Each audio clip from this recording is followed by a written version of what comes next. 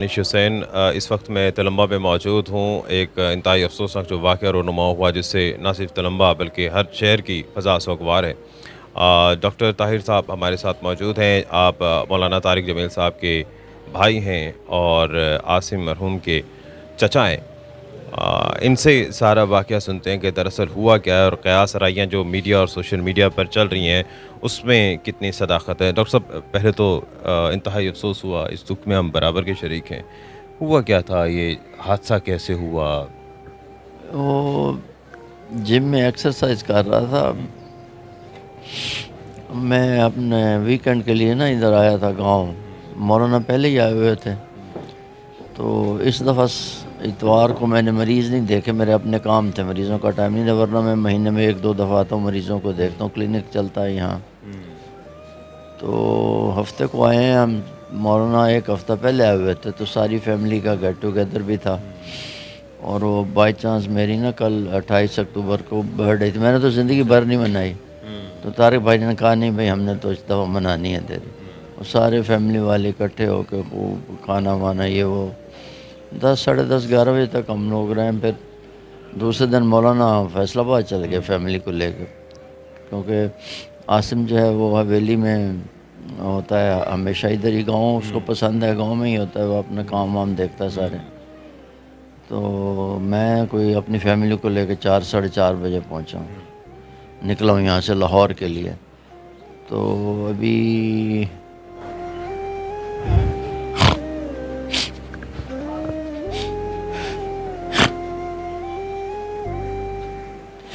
راوی tool plaza پہ خبر آئی کہ اس کو گولی لگی۔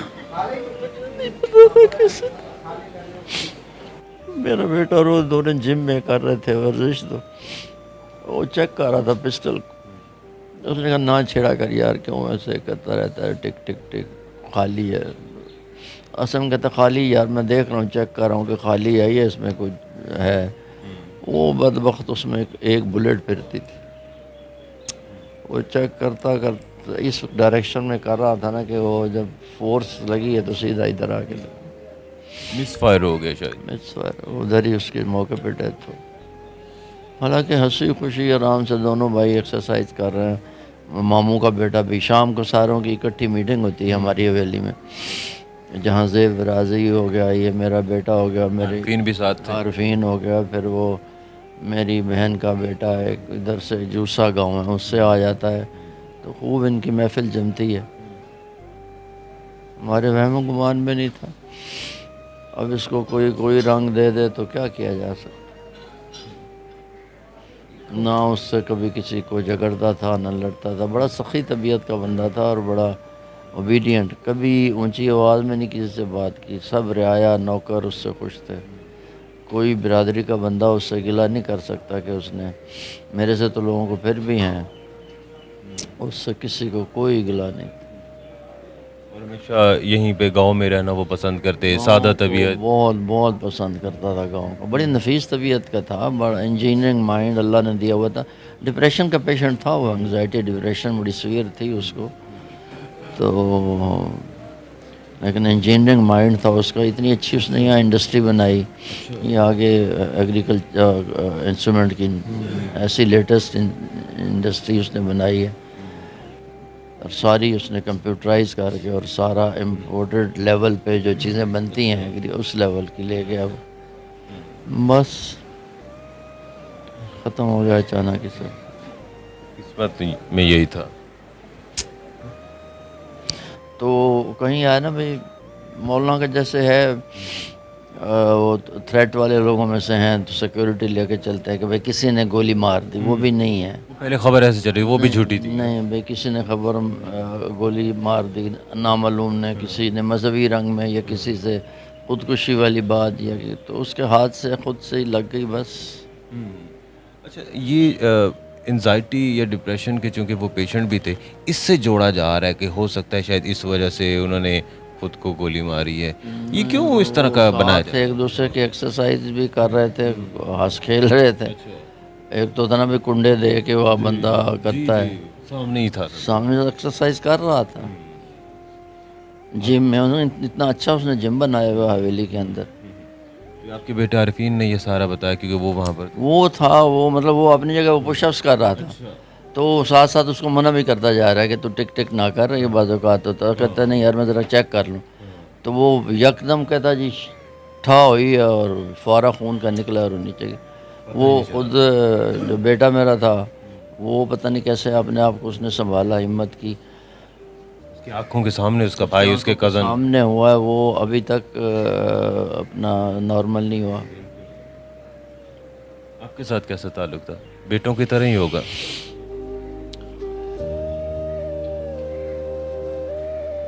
ہماری تو سارا اسی کا دم قدم سے پیچھے رونق تھی، کیونکہ مولانا فیصل آباد یا ادھر ادھر سفر میں لاہور میں، تو پیچھے آباد اسی نے رکھی ہوئی تھی حویلی.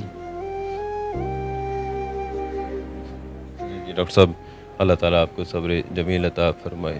جی آپ کچھ کہنا چاہتے ہیں؟ جی میں نے مجھے سعادت مل گئی ایک مولانا کے محبت کی وجہ سے کہ میں نے اسے غسل، جو اس کی ساری جو ٹیم تھی اس میں رمضان صاحب ہیں، میڈیکل سپرنٹینڈنٹ ہوتے تھے میو ہاسپٹل کے، پھر ہمارے ڈائریکٹر جنرل ہیلتھ بھی رہے ہیں، تو ریٹائر ہیں اب. تو مولانا سے بڑا پرانا 90s سے تعلق چل رہا ہے ان کا. اچھا تجھے غسل ہمارے جی. تو چونکہ میں تقریباً 40 سال میں کئی ہزار لوگوں کی ڈیتھ میں نے آبزرو کی ہے، تو آج میرے لیے بالکل ایک عجیب سی نئی کیفیت بنی کہ جس وقت خالہ عاصم کو ہم کتنی دفعہ پہلے بھی ملے، جتنا نور آج میں نے اس مردے کے چہرے پر دیکھا ہے میری 40 سال کی زندگی میں مجھے ایسا نظر نہیں آیا. اس لحاظ سے میں میرا ایک اپنا یہ میری آبزرویشن ہے، اس آبزرویشن کی بنیاد پر میں یہ کہہ سکتا ہوں کہ اللہ رب العزت نے اس کو کیسے سکون. تو یہ ساری جو افواہیں ہیں نا اس دائیں بائیں والی، وہ ساری افواہیں کم سے کم آج صبح جب ہم نے غسل دیا تو اس وقت ساری افواہیں ختم ہو گئی.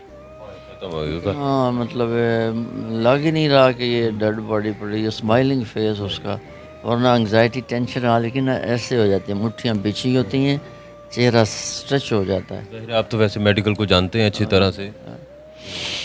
جی اللہ تعالیٰ صبر دے آپ کو.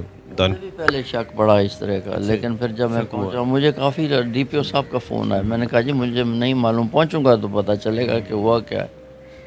اچھا اس کا مطلب ہے کہ جو افواہیں پھیلی ہیں وہ کسی نے جان بوجھ کے نہیں پھیلائی، شاید وہ ایک سینیریو ایسا بن گیا کہ اس وجہ سے وہ خبر اسی طرح آگے اس طرح پھیلتی کی بعد میں واقعات میں کئی ریومر پھیل جاتے ہیں.